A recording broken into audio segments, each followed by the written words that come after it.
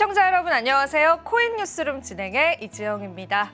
자, 우리 비트코인이 한국 시간으로 5일 오전 11시쯤 사상 처음으로 10만 달러 선을 돌파했습니다.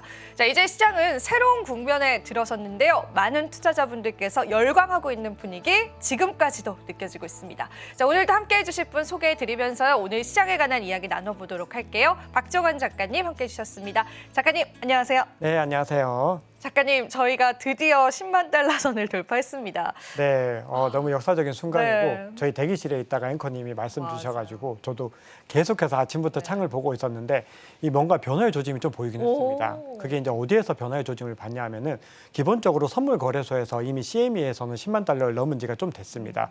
그래서 이제는 현물 기준으로 이제 넘어야 되는데 결국은 시간의 문제다라는 부분들이었고 우리가 지난 방송에서 그 시점이 12월이 될 것이다라는 얘기들은 계속해서 이야기를 했는데 어떻게 보면은 이 19일에 금리 결정도 있고 여러 가지 이벤트들이 있기 때문에 시장에서는 조금 더 여유를 두고서 어떤 움직임을 가져가지 않을까 이런 생각들도 하게 됐는데 오늘 아침에 갑자기 코인베이스 프리미엄에서 너무 많이 심하게 갑자기 급등하는 움직임들이 보였습니다. 미국의 특정한 어떤 주체들이 너무 많은 물량들을 갑자기 매입을 하기 시작을 해가지고 이거 뭔가 심상치 않다라는 시그널들이 계속해서 커뮤니티에도 계속 많이 나왔었고 저도 시황에서 뭔가 변화의 조짐들을 말씀을 드렸는데 이렇게 갑자기 10만 달러를 돌파하는 것 보고는 뭔가 이런 징조들이 나올 때는 뭔가 이런 움직임들이 먼저 선행하는구나 이것들을 알게 됐고 또 하나는 뭔가 이 때가 되면 결국은 가는구나라는 것들을 새삼 깨달으면서 결국 장기적으로 계속해서 가져가야 될 자산이다. 그런 결론을 얻게 됐습니다.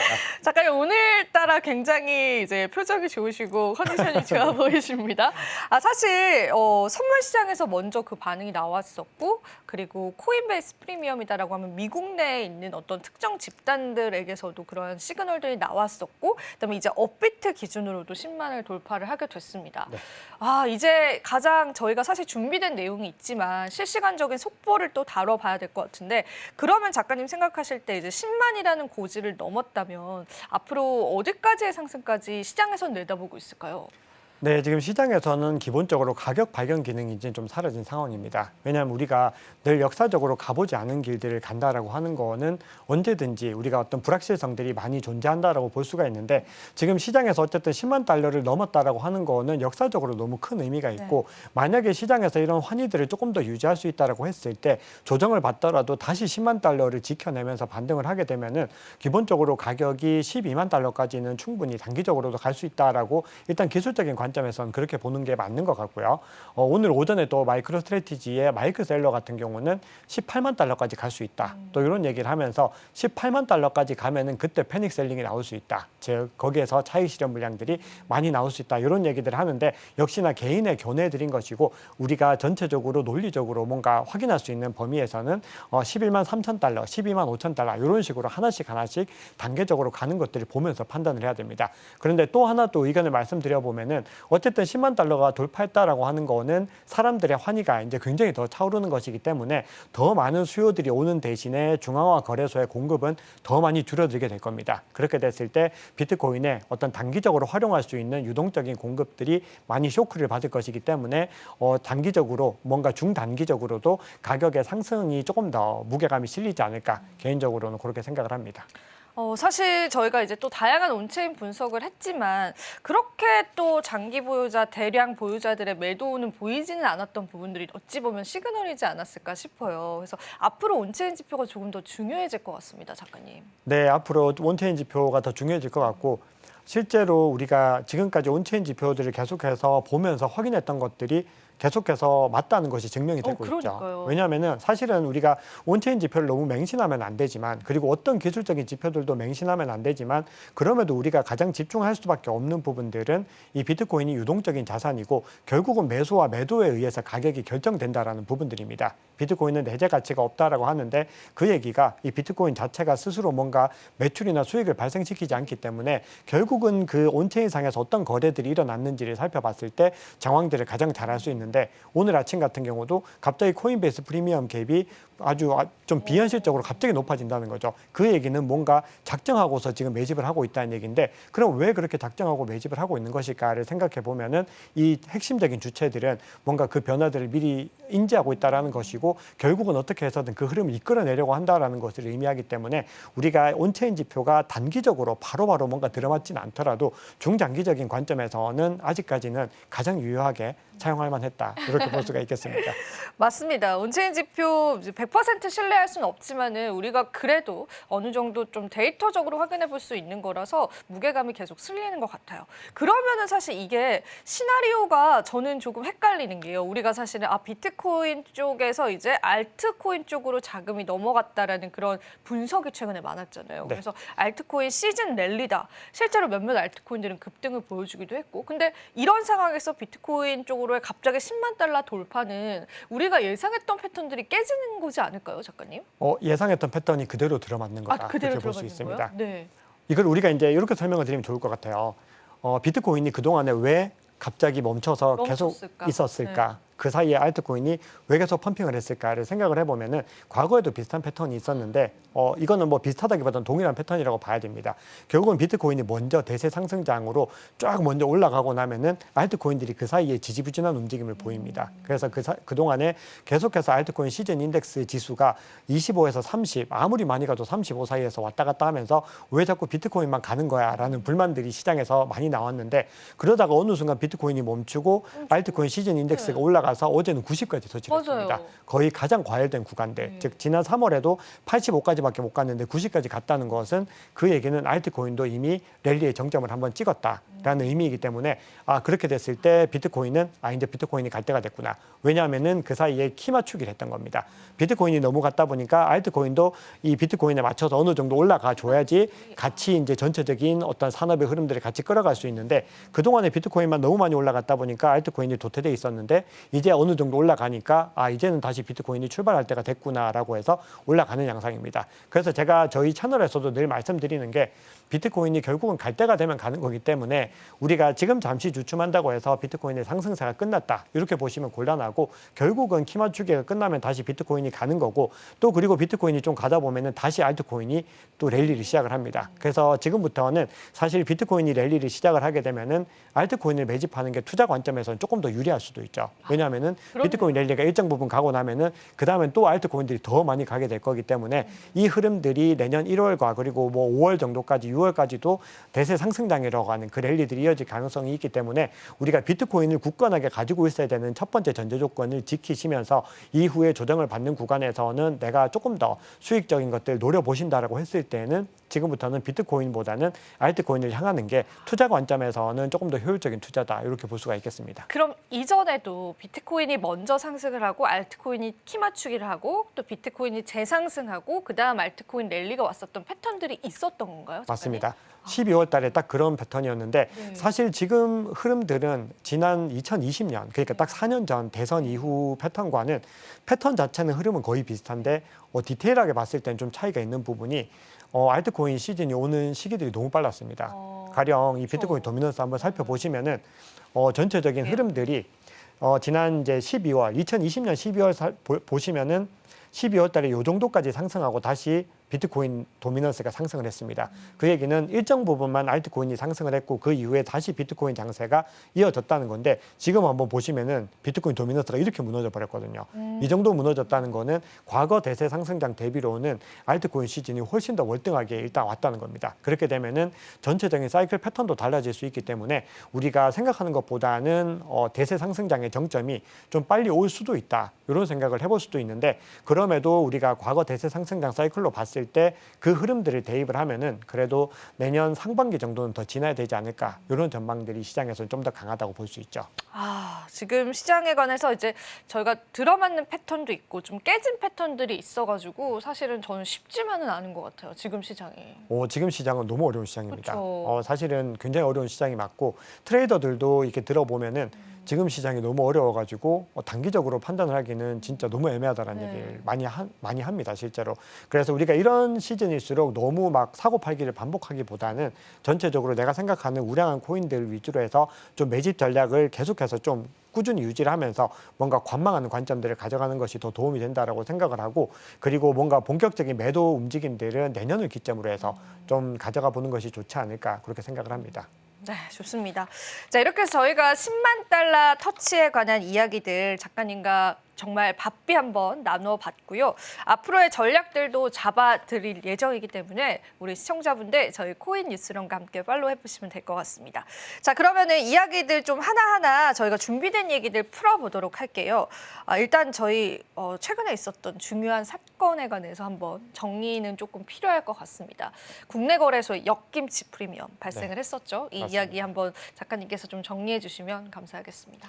네, 아마 지난주에 이번 주에 굉장히 많이 좀 힘드셨을 것 같습니다. 많은 분들이 뭔가 이제 소외감도 많이 느끼셨을 것 같고, 뭔가 많이 하락하는 국면에서 어떤 분들은 막 패닉 셀링을 하셨고, 어떤 분들은 그 패닉 셀링한 그 물량을 저렴한 구간에서 담지 못한 것들, 즉 이 업비트나 비싼 같은 중앙화 거래소가 이렇게 로그인이 안 되다 보니까 그 기회를 놓친 것에 대한 아쉬움들도 있고, 너무나 많은 어떤 희비들이 좀 교차되는 한 주가 아니었을까 그렇게 생각을 합니다. 그래서 저 같은 경우도 지금 사실 잠을 좀 설쳐서 이 컨디션이 조금 좋지 못한 상황인데, 사실은 이런 흐름들을 보면서 제가 몇 가지를 좀 느낀 게 있는데, 우선 첫 번째로 가장 중요한 거는 패닉 셀링이 나왔던 그 당시에 우리나라 거래소를 제외한 나머지 글로벌 거래소를 보니까 시세가 거의 아무런 미동이 없이 요지부동하게 유지가 되고 있었습니다.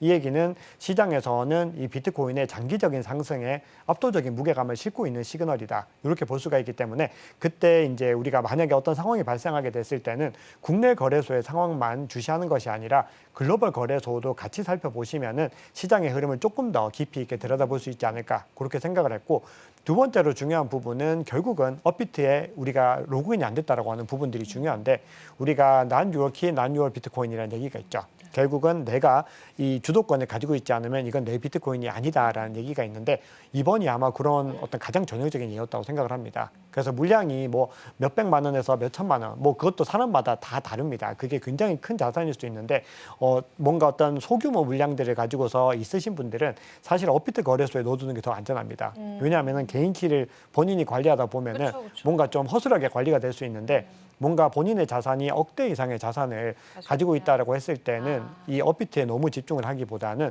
기본적으로 좀 자산을 분산해서 개인 지갑을 반드시 활용하시고 해외 거래소도 같이 활용을 하시면서 이 자산의 분산이 좀 필요하다고 생각을 합니다. 그래서 그 부분들을 좀 느낄 수 있었고, 마지막 세 번째가 좀 중요한데, 우리나라의 투자 환경 자체가 뭔가 유동성을 공급하기에 상당히 제한되는 환경입니다. 맞아요. 외국인 투자자들이 못 들어오는 환경인데다가 지금 이 가상자산 이용자 보호법이 시행되고는 마켓 메이킹에 대해서도 굉장히 부정적인 어떤 법률들이 많이 만들어지면서 우리가 어떤 한 곳으로 가령 매수나 매도 한쪽으로 너무 치우쳐졌을 때 이것들을 뭔가 받아줄 수 있는 유동성이 없다라는 문제들이 있거든요. 그러다 보니까 이번에 역김치 프리미엄이 마이너스 40%까지도 내려갈 정도가 됐는데, 그렇게 됐을 때 누군가가 일찌감치 받아줬다면은 뭔가 균형이 유지될 수 있었는데 그렇지 못했고, 결국은 나중에 이제 USDT가 굉장히 많이 유입이 되면서 이 고래들이 그 물량들을 다 받아내는 국면이었기 때문에, 우리가 이런 것들을 보면서 시장에서 뭔가 이용자를 보호한다고 하지만 사실은 유동성에 의해서 개인 투자자들이 현재는 피해를 볼 수도 있는 구조다라는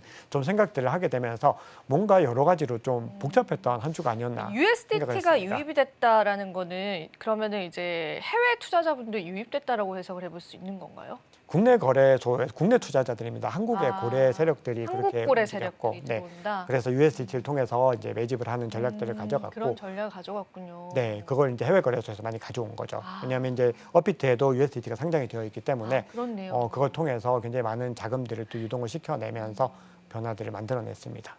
자, 그러면은 이제 작가님, 이제 저희가 또 다른 이제 비트코인 호재나 악재에 관한 내용을 준비를 했는데, 사실 이 내용들이 다 오늘 시장에는 반영이 돼 버렸어요. 맞습니다. 현 시점 이미 네. 반영이 다 됐습니다.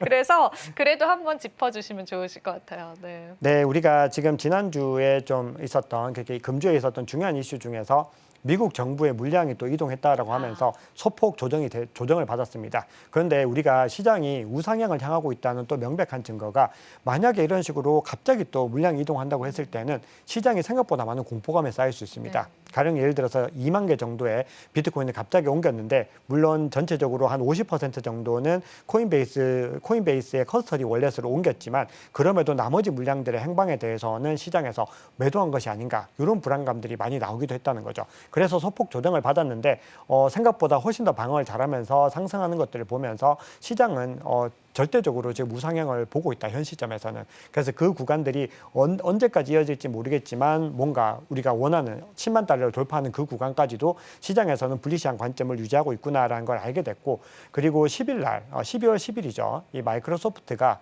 비트코인을 주주총회에서 뭔가 이 자산으로서 가져갈 수 있는 그 투표를 진행한다라고 하는데, 만약에 그 소식 자체가 정말로 마이크로소프트가 비트코인을 채택한다라고 했을 때는 또 엄청난 호재 소식이 될 수 있습니다. 그렇네요. 이거는 그냥 얼마나 담는지 상관없이 네. 또 가격이 하늘로 날아갈 수 있는데, 그게 만약에 뭐 되지 않더라도 기대감이 일정 부분 반영되긴 했겠지만 전체적으로 시장에 뭐 악영향을 줄 만큼 그런 것들은 아니다라고 생각을 하기 때문에 마이크로소프트의 이 효과는 기본적으로 어떤 덤에 가깝지 않나, 개인적으로는 그렇게 생각을 하고 있습니다.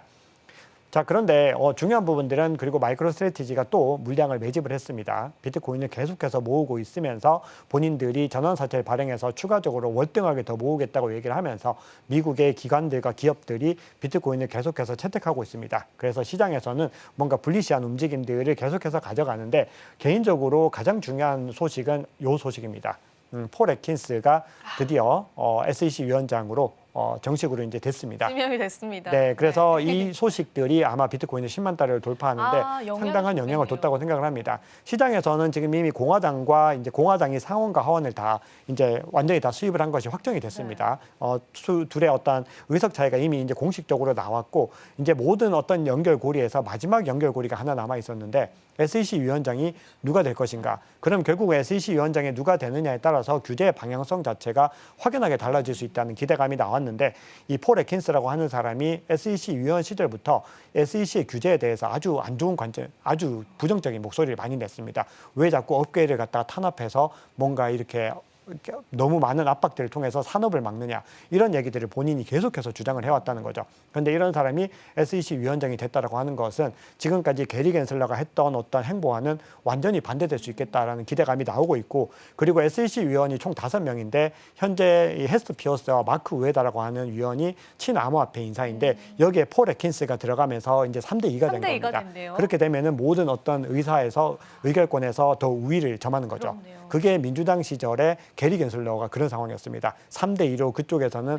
반암호화폐가 더 힘을 얻었는데, 이번에는 그 구도가 바뀐다라고 하니까 시장에서는 뭔가 이제는 암호화폐에 확실하게 뭔가 따뜻한 봄이 왔구나, 이제는 완연한 여름으로 접어들 준비가 됐다, 이렇게 생각을 하면서 비트코인 가격이 10만 달러를 돌파한 것이 아닌가, 그렇게 생각을 합니다. 이런 또 의문점이 남기는 해요. 사실 우리가 게리 겐슬러 취임 당시에도 암호화폐 산업이 굉장히 긍정적일 것이다라고 예상은 했었잖아요. 근데 막상 집권을 했을 때 보면은 예상치 못하게 너무 이제 공격적인 그런 측면들이 많이 드러났는데, 폴 애킨스는 그럴 가능성은 없을까요?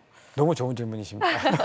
사실은 그 말씀을 제가 이제 드리려고 하다가 넘어갔는데, 네. 실제로 게리 겐슬러라고 하는 사람이 대학 교수 시절에는 암호화폐에 대해서 우호적인 목소리를 냈는데, 그 사람이 굉장히 정치적인 사람으로 저는 개인적으로 보고 있는데, 뭔가 어떤 흐름에 맞춰가지고 어떤 더 우위에 있는 의견들을 많이 따르면서 뭔가 그런 움직임들을 보였다는 거죠. 그런데 그 당시에 민주당의 실세가 엘리자베스 워런 같은 의원들인데, 그런 의원들을 중심으로 해서 반암호화폐 체제를 만들고 이 암호화폐를 다 쓸어버려야 된다라고 하면서 반크립토 군대를 만들어야 된다, 이런 얘기들을 할 정도로 굉장히 서슬퍼른 움직임이었습니다. 그러다 보니까 게리 겐슬러도 그런 것들에 많이 동조를 하면서 본인의 어떤 주대 없이 그렇게 정치적으로 많이 편향이 됐는데, 그렇네요. 지금 시장은 트럼프가 됐다는 게 중요합니다. 친암호화폐. 이제는 친암호화폐 대통령이 됐고, 전체적으로 공화당이 상원하원을 다 가지고 간 상황에서 전체적인 기조가 다르다는 거죠. 그래서 만약에 체제 자체가 그렇지 못할 때는 충분히 개인이 뭔가 입장을 바꿀 수도 있지만, 지금은 전체적인 흐름 자체가 그때와는 다르다라는 부분들을